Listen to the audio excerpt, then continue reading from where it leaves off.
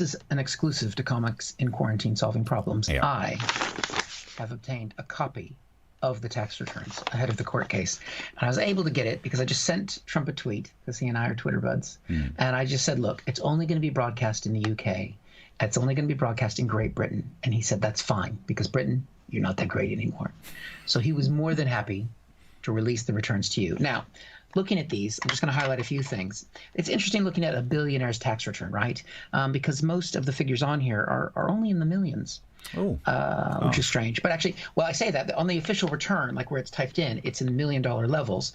But then there's some zeros added with what looks like a crayon. It was a tiny crayon that was held by tiny little fingers. So don't know who did that.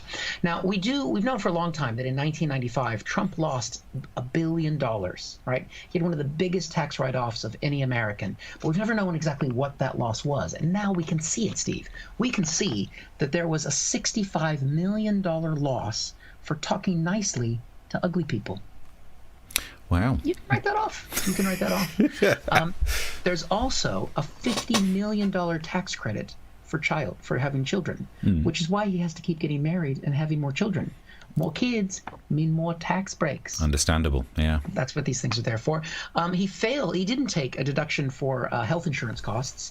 He just wrote in here, also in the same crayon, it just says, fitter than Jesus. So, okay. Good, yeah. Whatever. There's a $98 million loss for hamster hair.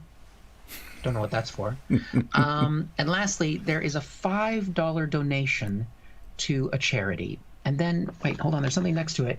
It just says, it's in the crayon again. It says, don't do that again.